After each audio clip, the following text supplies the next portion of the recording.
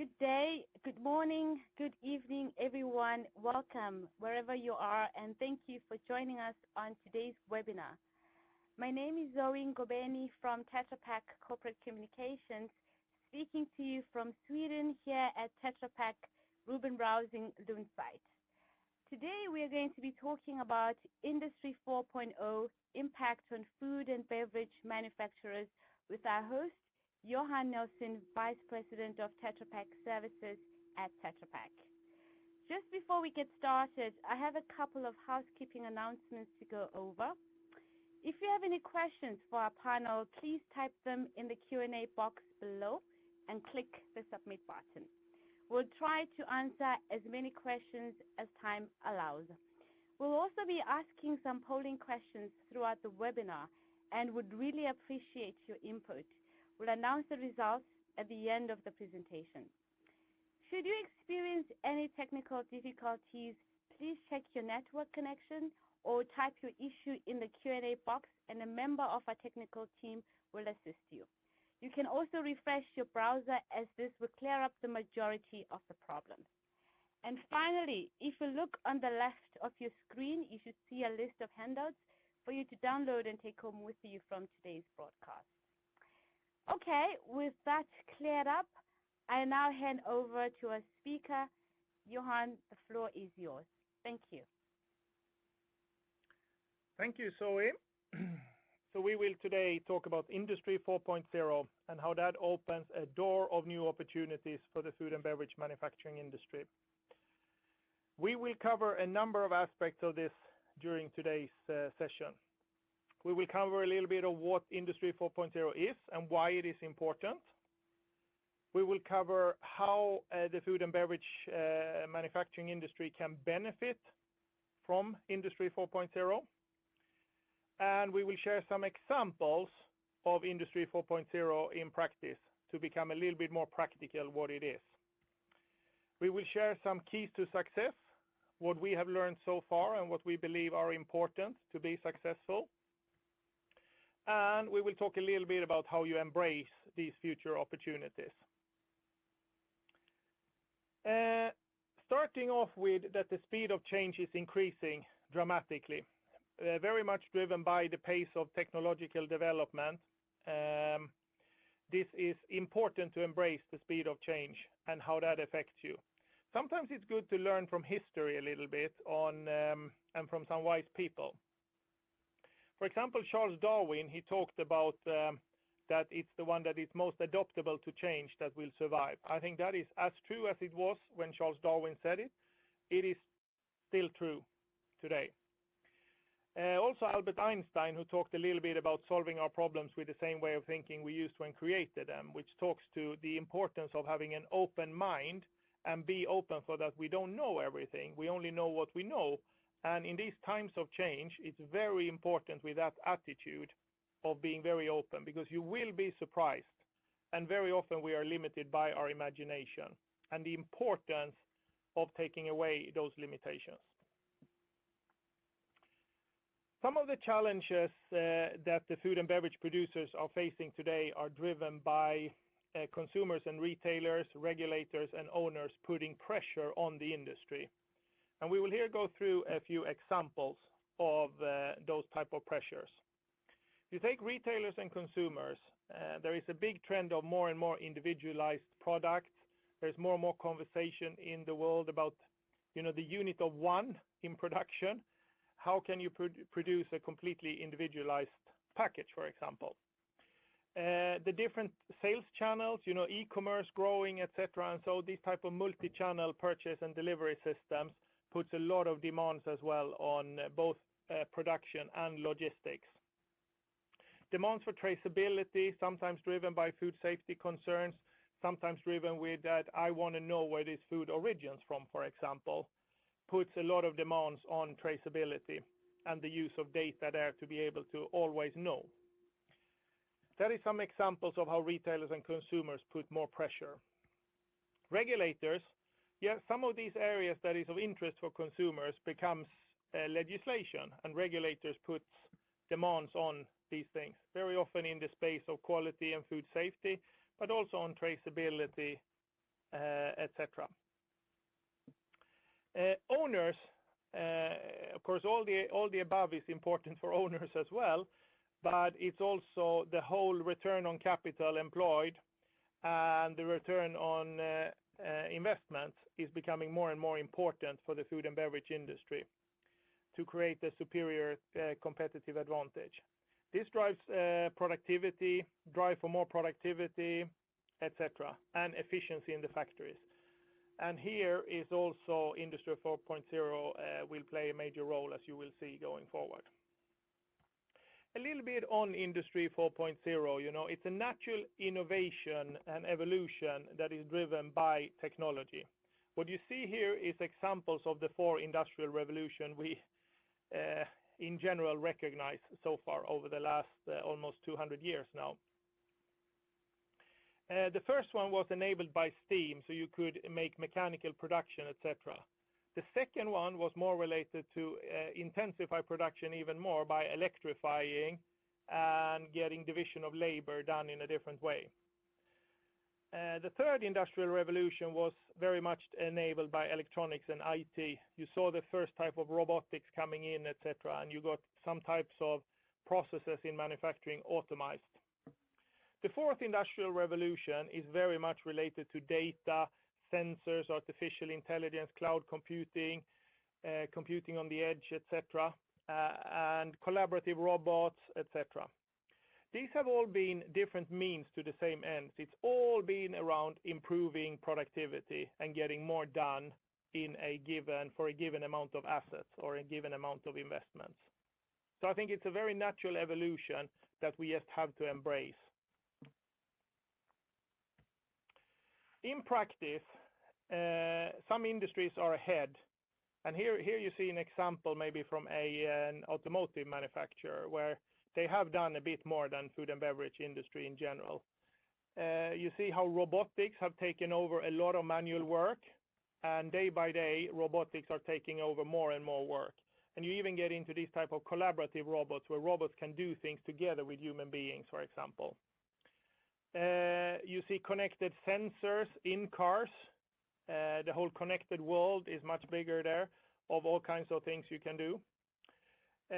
You have augmented reality, how you can provide remote support and how experts that is in another place can provide support in how you can see things that only exist in the virtual world. How can you see them and to be able to see how they will look, etc. And so many of these examples, some other industries have done more. Looking at different industries and the more industrial side of things and the maybe less industrial side, the digital maturity and to what extent digitalization is embedded in the way these industries work is more on the non-industrial side. You see media and finance and insurance and retail that has moved on and is further along on the curve of digital transformation. You see the more industrial side to the left of the picture, where you see food and beverage is pretty far down on the list and pretty far left here. And we will share some examples of why we believe it's like that. This does not say anything about the pace an industry can move with, of course. So here, it's how well these industries embrace this type of change that determines the speed you move along on and how concrete and practical we can become. This is something we as Tetra Pak, we try to follow all the time, and we try to do our contribution to that the food and beverage industry can move along on this line. Using an example from agribusiness to show how profit pools will change.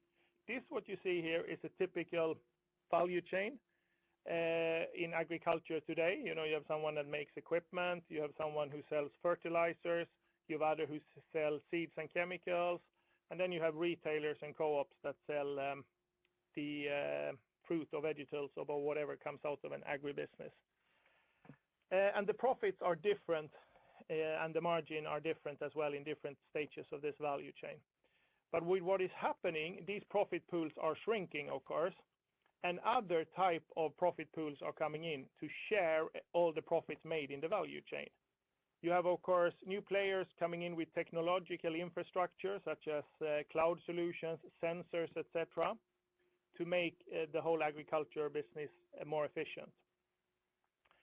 You have other type of profit pools emerging where there will be battles between existing players and new entrants. For example, guiding how much fertilizer should you give when it's very sunny or when it's raining a lot. So how to guide decisions on things you can control when things you can't control is changing. Some examples is that, data shows that farmers use 30% more fertilizers than they need.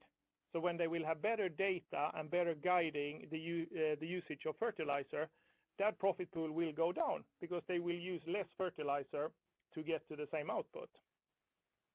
Another example is that there is data showing that proprietary seeds is not more efficient than generic seeds. That will, of course, erode margins on proprietary seeds because the amount of available seeds that are very efficient will increase. So this is examples of changes that will happen. Let's now go to a polling question. And the question we have is, in your mind, what is the biggest driver for Industry 4.0 in food manufacturing? And the alternatives are pressure from regulators, consumer and retail demands, business growth, and creating a competitive advantage.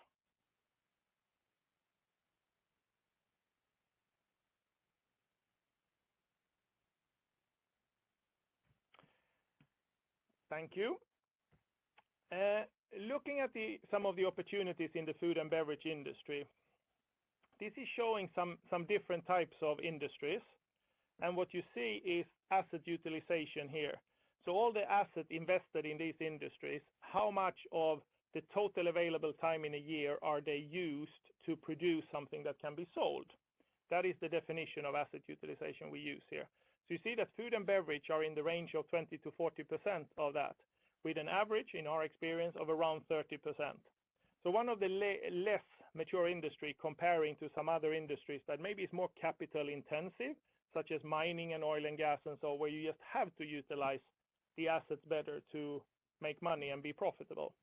But these things will change to the food and beverage industry as well, where the demands to move up this ladder will increase. So why is Industry 4.0 important and what does it all mean in practice? Starting with increased productivity, it will allow businesses to operate more efficiently and produce more, because you will, through the use of data, see much more where your losses are. You can attack them with continuous improvement activity, and you make things much more transparent and visible in practice. And here you can start in one small piece of your business or of your manufacturing.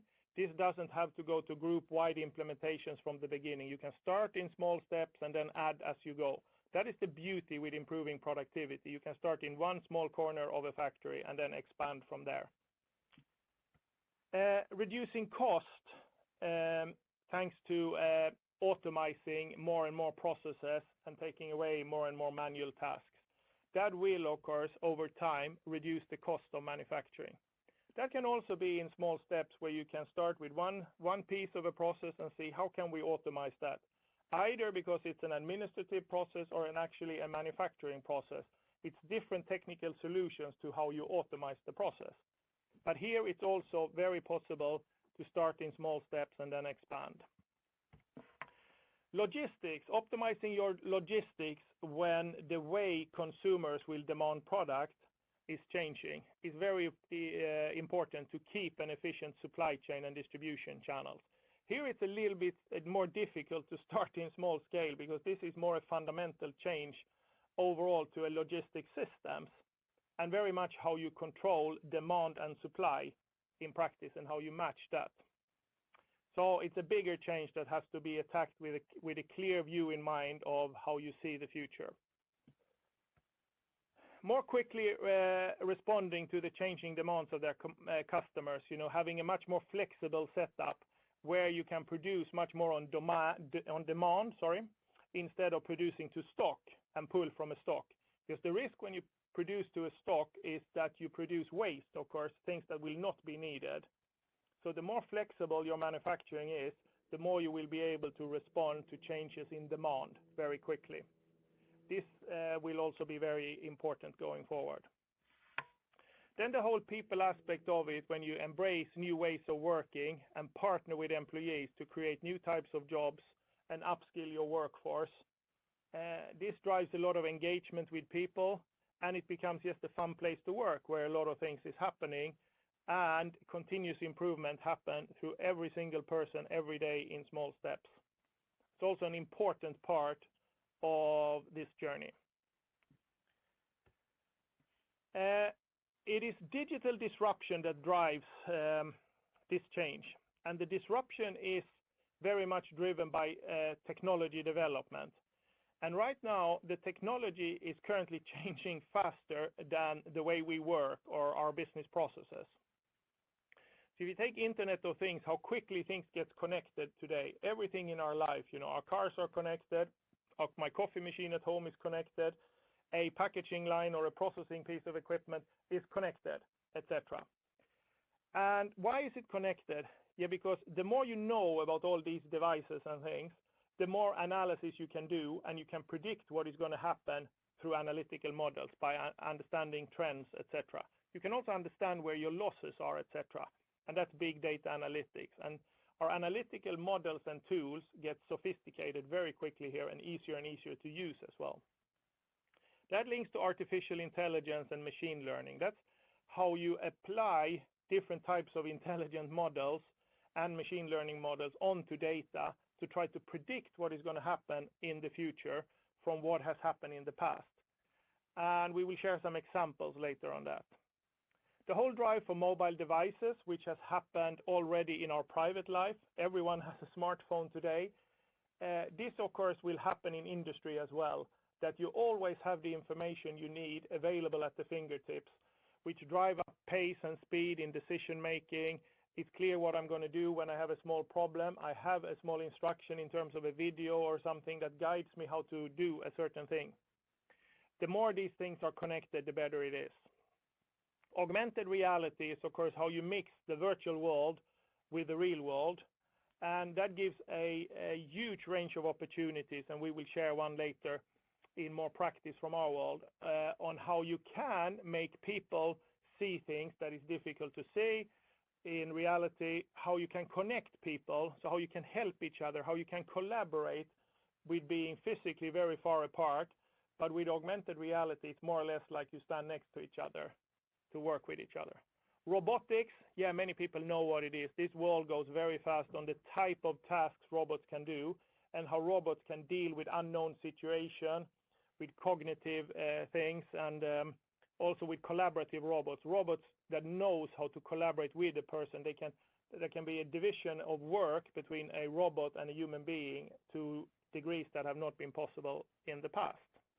This is just some examples of technology development that goes very fast, that disrupt what is possible, of course. And back to the importance of having a very open mind to these things and embrace them and start thinking, what can they do for my business? How is it different from Industry 3.0 or today's automation? If you think about today's world, looking a little bit left of the upper half of the picture here, today's world is historical and descriptive, and the future world will be predictive and prescriptive. So it will much more forward-looking than looking historically. Today's world is a lot about machines and equipment within one plant. The future will be that, of course, but added to it will be across and beyond plants. So the integration of logistic change, the collaboration between factories, etc. and so on. Incremental efficiency in small steps, you drive small steps of improvement. In Industry 4.0 world, when you change to that, it becomes drastic cost reductions, drastic opportunities when the step change happens. There's a lot of things that drives this transformation. We have talked about many of them: higher level of analytics, real-time decision support and control, continuous machine learning, much more things connected, and there is a number of technologies in the bottom that really helps this. But it's very important to understand how the world will change and what is possible. Bringing together the 4 levels of a company's operation is also a very important aspect of Industry 4.0. You know, you have the lowest levels, which is the things in your manufacturing. It's individual parts of machines and equipment which does certain tasks or processes. And the lowest level here is, of course, how do you know the condition of those? How do you keep track of what they're doing? It's a lot about censoring things here and putting more and more sensors on it so you understand how a certain thing in a machine is performing, or is it deteriorating, etc. Then you move to the equipment level. That is where a company or a typical manufacturer monitors and controls the performance of a whole machine or a manufacturing line to understand its performance and the quality on the product it delivers. The next level is the factory level, where you steer the operations of a factory through a manufacturing operations management system very often. That is where all the pieces of the factory, all the equipment are connected, and you can see the performance of your factory. You can control demand and supply, which line should produce what, etc. and so on. So that's the third level in the model. And the upper level is what we very often call the ERP level, the enterprise resource planning level, or the business system.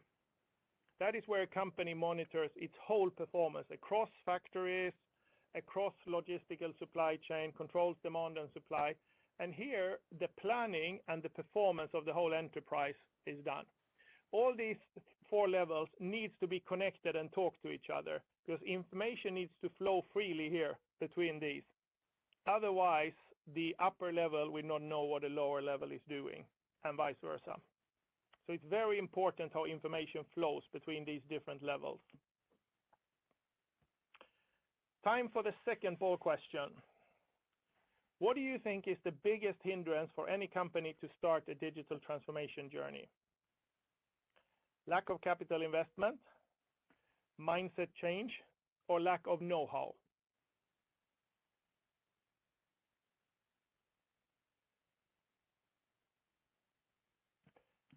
Thank you. So let's move to another topic on Industry 4.0 and the digital transformation journey.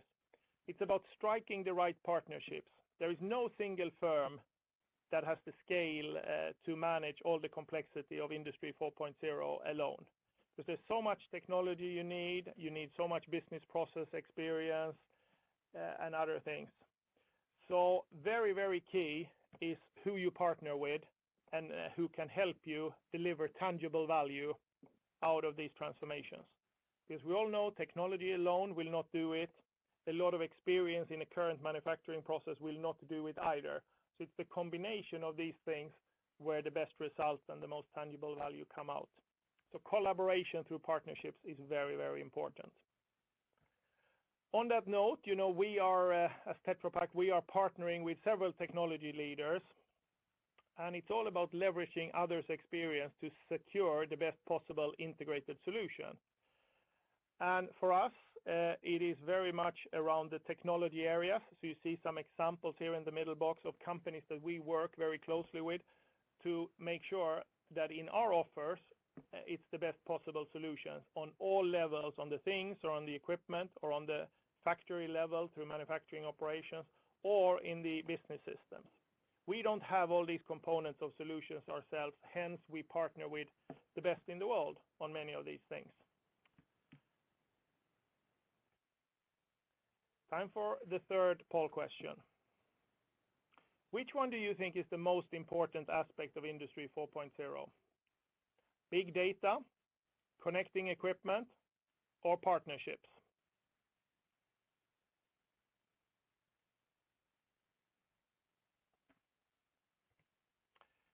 So coming to 5 keys to success, summarizing a little bit our learning so far. One is the one we have talked about on partnering. You know, you have to join forces with other OEMs, with high-tech companies, with manufacturers, etc. You have to find collaborative models where 1 + 1 becomes more than 2, hopefully more than 3 even sometimes. You have to believe in the connected world, that everything talks to each other. And here you need to specifically secure that things and equipment is connected to workforce, so workforce understand, and their mobility, mobile devices is very important as well. So people are informed as they work. They don't have to go somewhere else to be informed. I think it's the engagement of people on this journey. This is a fun and exciting journey. You're creating the future. And here, I think when you get that combination right, it's very easy to embrace people and engage people on the journey. People love to do these things. And very often, that's the best way of getting real tangible results out of using technology, when people embrace it and they do it themselves. Analyzing and being a data-driven company is, of course, very, very important. You know, the use of data to drive insights and value creation is much more powerful than anecdotes and personal beliefs and these type of things, because data and insights from data through advanced analytics is, of course, very tangible and undisputable very often. And it tells you where to go and improve. It tells you what the problems are. It gives you a lot of insights on how to improve. So being driven by data is a very important part of the cultural change. And then act, you know, how we behave, and the important thing of taking action. So there's this saying of dream big, start small, but most of all start. Because in this whole Industry 4.0 area, there is a lot of talking about big dreams and so. And I think it's important to paint a big future, but it's also very important to realize that this journey happens in small steps. And most of all, getting started, so move from talk to act, is very important in this. And you can act in small steps, so that's very important. Moving a little bit to the benefit then, trying to link the challenges of the food and beverage industry to the benefits with Industry 4.0 solutions. I think increased control over food safety and quality matters is one very important aspect. So at a reasonable cost, you will get a much better quality assurance process without adding a lot of cost by using technology instead. Productivity, improving productivity, which is important for all of us. And I think it's primarily by data-driven insights. So you know what piece to improve, where are the opportunities. The use of data drives much more possibilities for benchmarking as well. Improving quality and the assurance of quality by using more automation. You take away the risk for personal or failures caused by human beings, so human errors, by automating certain things, and especially on how you guide quality assurance, for example. So when should you do a lab test, for example, in a food manufacturing plant? It's much better to have that systematized and automatized when it should be done than leaving it up to staff to randomly decide that. That is an example of how automation helps. Managing global supply chain through IT and robotics. We talked about this, that the individualization of products and a much more SKUs and a much more complex supply chain with other type of sales channels such as e-commerce will make it difficult in end of line. So where I think robotics can play a much bigger role in the future of how your end of line before you distribute your product out of a factory.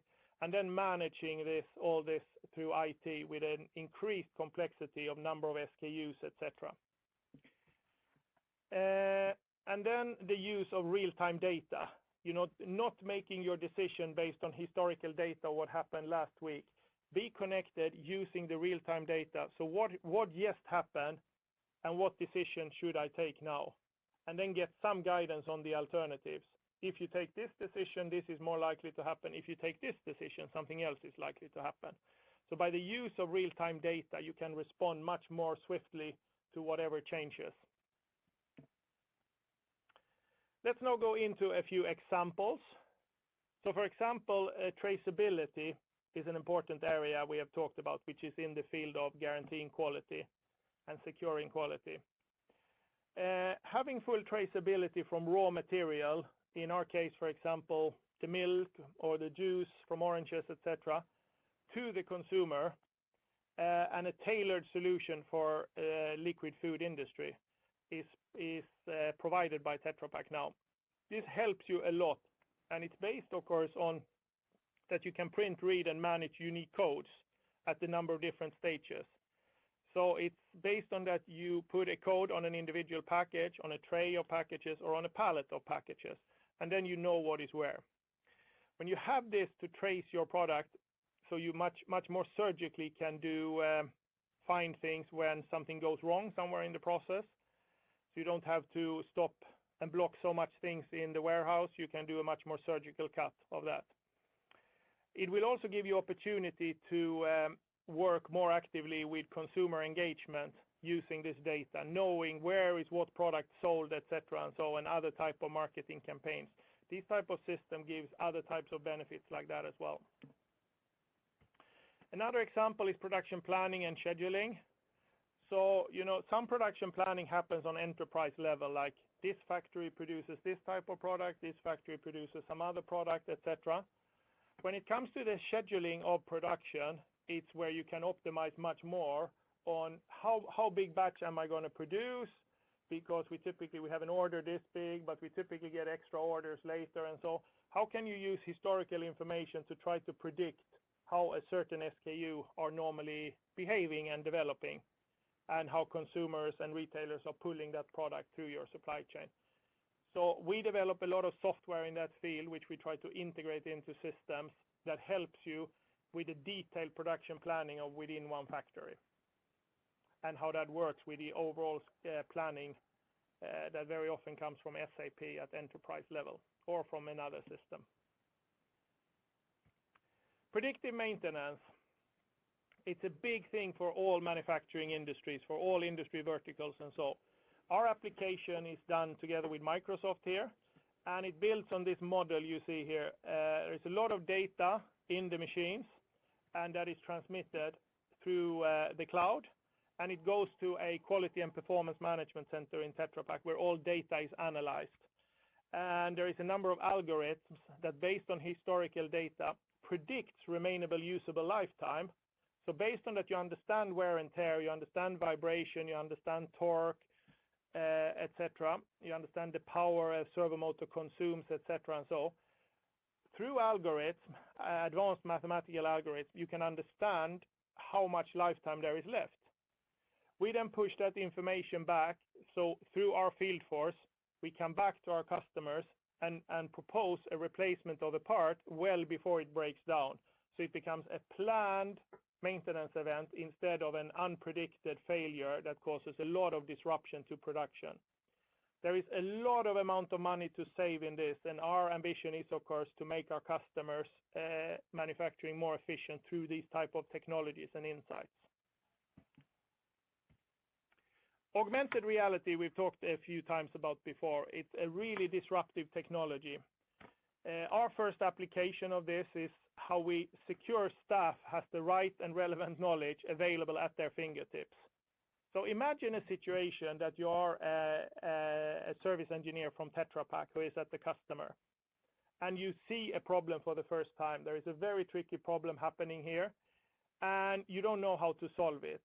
So through augmented reality, you either connect very quickly to our quality and performance management center, which is staffed around the clock, of course, and you get guidance on how to do. And thanks to the augmented reality, you have both hands to work with, and the guy who sits somewhere else on the other side of the globe sees what you see. So you see the problem. For any one of you who have worked with a problem, you know how important it is to actually see the problem yourself. And thanks to augmented reality, the expert can see it. And at any time, you can connect to the global network of subject matter experts we have in case the quality and performance management center can't provide enough guidance. So very quickly, you get to resolve problems in minutes and hours instead of days and weeks, of course. So it changes the pace very quickly on how quickly support is provided. You very quickly get access to the whole global network of experts. The quality management system to secure quality assurance and secure quality, using machine data and algorithms to know when to check. So instead of having operators randomly taking packages when they should check or try to develop some sort of procedure for that, you teach the machine that when there is specific events that historically have caused quality problems, you should always take quality samples then, for example, to secure. Through the use of machine data and machine learning, you can do this. And we, of course, leverage the experience from all over the world into these algorithms and how you guide quality assurance. So looking at how we target Industry 4.0, there are many areas. One of them is, of course, data-enabled services. Thanks to the use of data and the use of lots of data, and you can create insights for that. We can do plant audits, we can do operational expenditure optimization, avoidance of capex, etc. And many of these things, thanks to providing insights of what can be improved and what are the losses in a specific factory. I think superior software on how you visualize these things, how you benchmark, how you create diagnostics, how you prescribe things, how you help with decision support and giving guidance of now it's this type of situation. So please consider these type of decisions. Integrated line equipment, that the whole manufacturing lines work seamless. For example, we believe in a future of automatic reordering of spare parts. The machine would know when spare parts are needed. So that should not be our customer's challenge when to order spare parts. The machine should know themselves, for example. Then last but not least is the system integration. We talked about the different levels, the 4 different levels of solutions in Industry 4.0. I think the ability of integrating all these things, so data flows from things through equipment to manufacturing operations to the ERP business system level and backwards, that becomes very, very important. Whatever type of equipment you have, etc. So these are the 4 areas where we are developing a lot of our solutions for the future. The journey has already started, and here is some examples of things that we have to various degrees rolled out and are piloting or have available for commercial sales. We have several customers with LGV and robotized palletizers. We have predictive maintenance on a number of functions in a number of machine types already out there at customers, saving a lot of money for customers and preventing problems from happening. We use augmented reality. We have around 60, 70 sets of augmented reality glasses that we use for in different parts of the world, sometimes in very remote parts of the world where it's very difficult to physically go or take long time. We have automated operations in control rooms. We have flexible production scheduling. We have automated quality control in several stages of the value chain. And we have the first examples of consumer data integration going as well. So the journey is going, and we have some examples already started, and this journey goes fast now. Trying to wrap this session up with a few summary bullet points. Industry 4.0 is driven through digital transformation of manufacturing, and it is the technology that sets the pace right now. And we have to cope with that in terms of people and business processes, etc. Data integration from things through equipment to plant to ERP is critical for success. That has to work back and forward seamlessly. Solutions and technologies can only be provided through partnerships because this is such a complex topic and there are so many good players around with different complementary skills and knowledges. So this type of partnerships, making them work, is so fundamental for the future. And when it comes to Tetra Pak, we aim to be our customers' partner in their respective Industry 4.0 journey, together with our partners, of course. Well, thank you, Johan, for this insightful presentation. It's a lot of information to take in, and I imagine that the participants would like to take time to reflect and digest this information at their leisure. We will also make this presentation available as a download on the console for you to come in later and read it at your own leisure. Now we are moving on to the Q&A session, and I would like to introduce our panel today. It's Ilka Dunda, Global Digitalization Director at Tetra Pak. Hello. And then we have Matthias Johansson, Global Automation Director at Tetra Pak. Hello. Welcome and thank you for joining us. Thank you. Thank you. Johan shared the timeline in the slides, the different industrial ages, Industry 4.1, 2.0, 3.0, and so forth. And it's been years now that Industry 4.0 has been in the industry. People are talking about it. But is it not obvious that the food industry is already on top of this? Have we not done enough in this area? I still think the food and beverage industry can learn quite a lot from other industries, such as information technology, communication, media, but also industries in the manufacturing, like automotive, to address the specific needs that are in food and beverage industry, to understand how this new technology can help them sort for these specific needs, like production, increase in production efficiency, food safety, and this type of solutions. And doing that themselves or together with partners in this journey. Okay, your reflection? Do we have anything to learn from other industries?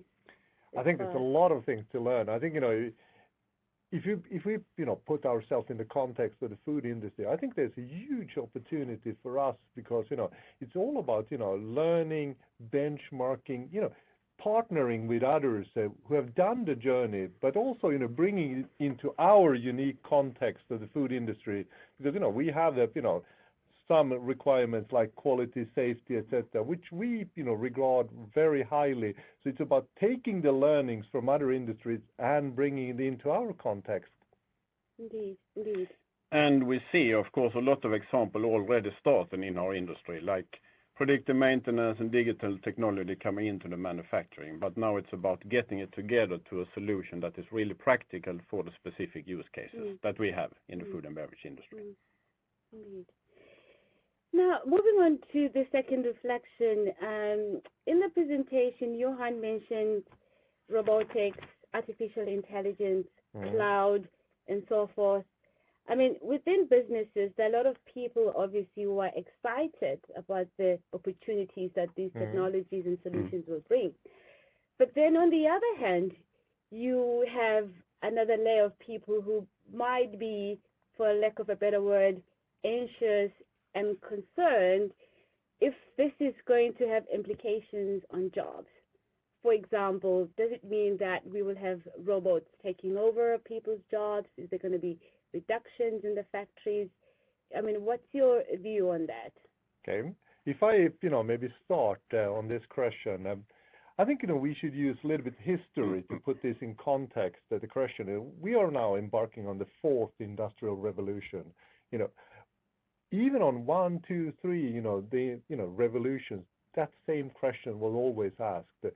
I think the answer to the question is really, looking at the net amount of work will probably be the same. I think the content and sometimes, the competence, what is required in, embarking on Industry 4.0 is different. So what we will probably see is that we need as many people doing Industry 4.0 as we have done, 3.0, 2.0, etc. But we need new competencies like programmers, IT, people skilled in, data analysis, etc. It's new competencies emerging, and by that also saying new jobs. New job creation. New job creation, absolutely. And a lot of repetitive jobs will, of course, to some extent disappear due to this with robots and so on too. And then an evolution of the workforce also is required. So no concerns in that area. Johan, anything to add? Well, I think there is some things to be concerned around, and that is if you don't get upskilling of your workforce, you will end up in problems, of course. So I think education and these things becomes very important because it's different things you need to know today.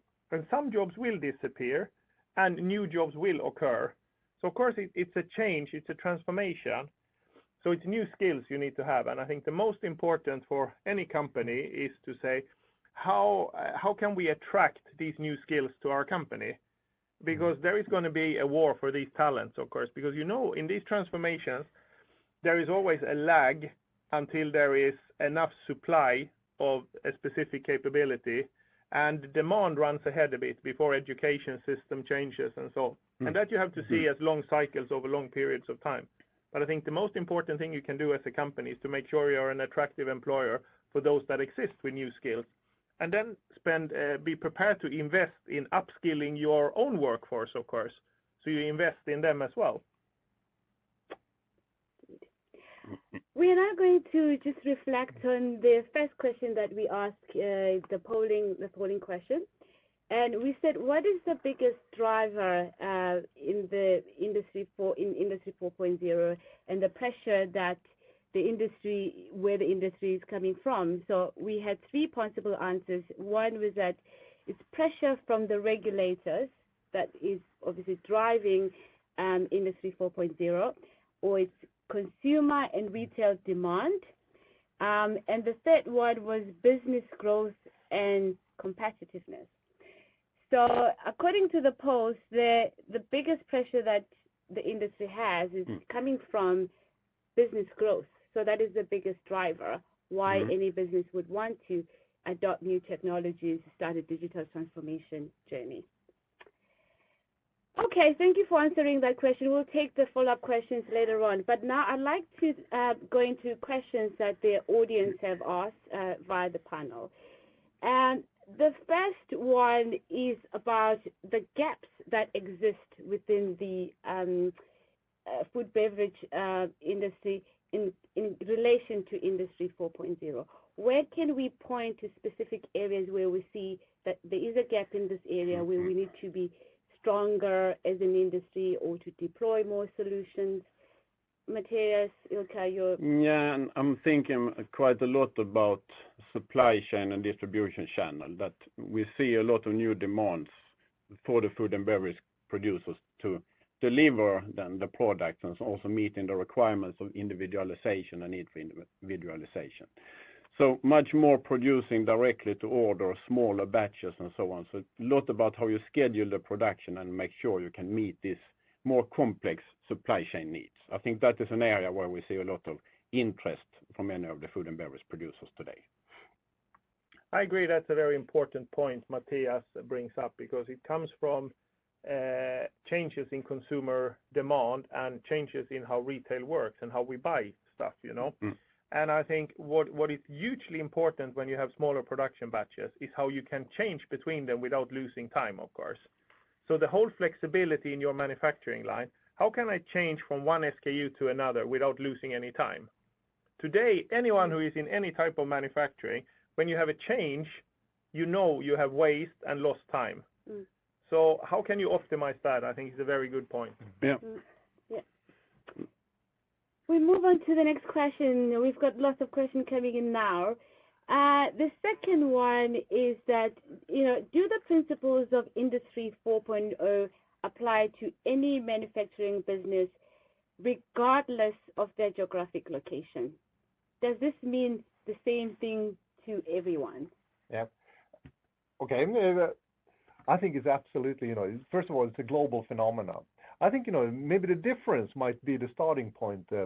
For example, if you look at the, Western Europe, we have a large installed base with factories built, maybe 50 years ago.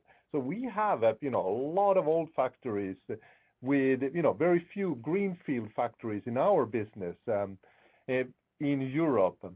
That is a very different starting point, because there it's more about upgrading the existing factories, the existing equipment in those factories. Whereas if you look at, Asia, where it's booming and a lot of things have been growing from zero to what they are today. So we see a lot of greenfield plants, etc. These greenfield plants in Asia, they have exactly the same needs as in Europe, but they skip a lot of steps. And, if I take a couple of practical examples on that, first of all, if you look at connectivity, great example is that, for example, India, where they just went to GSM. So basically, GSM network, mobile phones, skipping all these traditional phones, phone lines, etc., and went wireless from the start. If you look at, for example, countries like China, Vietnam, etc., they have super modern, fully automated plants because they built them from scratch. So basically, it's the same demands, if I summarize, but the starting point is very different. And by that, also, how do you address it? And I think, that's something that we have to keep up, of course, in Europe, with the pace. Very good. Indeed. Now we're going to the next question. The next question reads, the reality is that most businesses will probably like to have all these sophisticated technologies and solutions, robotics, AI. But the issue is, why is it not happening as quick as it should? And where do the businesses start? I think this is a journey that goes in different speed. A little bit like Ilkka said, it's different if you start from scratch and building a new factory versus you start from the installed base you have. The important thing, I think, is that you're actually starting, understanding what is the sort of short-term benefit I can get directly and practical, and then starting this journey. And that many times, I think, is individual based on the different producer, what specific demand that they have in producing a lot more flexibility that we talked about. So it's quite a lot about understanding the needs and where you get started to get this journey rolling, I think. If I can build on Matthias a bit here, I think it's important to remember that the biggest change is with people and business processes. So technology is not the limiting factor, of course. So the clearer you are on what you want to achieve, the more likely it is that you're going to gain pace on this journey. That's our experience. And I think it's very important to remember that you start small, because you will learn by doing. And if you don't start, you will only talk about it and you will not learn in practice. So the important step to make a very small little step to start and learn from that, and then take the next, and then you can take bigger and bigger steps as you go. Yeah. Thank you, Han. And this brings us to the result of our next polling question. So the question was, what is the biggest hindrance when it comes to implementing digital transformation? And the choices for the answer, one was lack of capital investment, mindset change, and lack of know-how. So the results are very interesting. I think if you rate them from the top, the biggest hindrance is the mindset change. That's very interesting. And then second is the lack of know-how, and the last is actually capital investment. Your reflection on this, Johan, on these results, is it? Yeah, I think it's a very interesting result, and I think it's very much in line with our own experience, of course, because money is normally not the problem for most ones, because the technology is there and everyone has some money to get started, So then when it comes to mindset change, what is mindset? It's how people think and how people act and behave in an organization. So it's very linked to culture of the company and these type of things. And mindset, how do you change mindset? You can only change by doing something else. You don't all of a sudden wake up with a new mindset one morning. That's not how these changes happen. So you have to do things, try, and get new experience, etc. Because I think our experience is that our imagination is the biggest hindrance of what can be done, because we don't understand these technologies well enough. So we can imagine certain things, but with AI and these type of technologies, you just have to take away a lot of these boundaries you have, because all of a sudden things that you could not imagine before are all of a sudden possible. So how do you create this open mind to imagining different things working is very important for the mindset change. And then actually just trying doing some of them in practice. So avoiding just talking about them, because it only becomes big dreams then. And for big dreams to happen in practice, you must take a first little step. I have two more questions. I'm looking at the time now. We're running out of time. So two more questions, but I'd like to get this one. And it reads, the perception is that Industry 4.0 will mainly benefit big businesses that produce masses and that have mass production. So for a small business producer, what's in it for them? It's taking into account that they have to invest a lot of resources, a lot of time up front. Can they afford to do that? If I answer it very shortly, it's linked also to the same as geography, but also what Johan said is that, first of all, the nature of digitalization, Industry 4.0, is that it's very scalable. That means that it fits small and it fits big. And the second thing is that, if you're a small company, the important thing is to do exactly what a big company would also do. Start small, think big, start small, but start. Yeah. And I think all the providers, a lot of the whole software as a service industry, so you don't have to make big investment. It's much more a model moving to pay for use. So that, of course, enables starting very small, even for a small company. Yep. With that, we're going to the last polling question, which is around the most important aspect. Which one do you think is the most important aspect of Industry 4.0? And very interestingly is that at the very top we have partnerships being rated as the first one, and the second one was big data, and the last one was connecting equipment. Your reflection on these results, Matthias? No, I think that goes in line what we think, that partnership is very crucial in this, both because the technology is such wide, so it's very difficult to manage it owned by one single source. So that is, of course, very important, I think, connecting this also the different technology in a way. So we strongly believe that we need partners in doing this journey, both in terms of the technology, but also implementing the solution as such. Yeah. Well, I'm afraid it looks like we are running out of time, and so if we didn't get to around answering your question, we'll try to answer it by email. But at this point, I'd like to thank our speaker and our panelists for this discussion. It's a very interesting discussion, and hopefully this is just the beginning of the many discussions we're going to have on this topic. Johan, I'd just like to give you a minute closing remarks. Thank you, Zoe. It was very interesting to listen to the question and the discussions here, and I realize we have got a lot more questions that we could answer, but it's clear that a lot of the people have very similar views on the future as we do when you see the answers on the polling question. And maybe it's not so surprising, but I think it's still a good confirmation to have that many people see the journey the same way. And I know that we are not able to respond to everything here, but I offer us, the three of us, being available for any questions people have, and I'm sure that somewhere through this system that will be known. If you drop us an email or whatever way, all possible means are okay, and we will do our best to try to respond and share our view and our experience. Thank you. And I'd also like to mention that the webinar will be available on demand for 3 months, so you can always go back and listen to it. This brings us to the close, so thank you again for joining us today, and goodbye.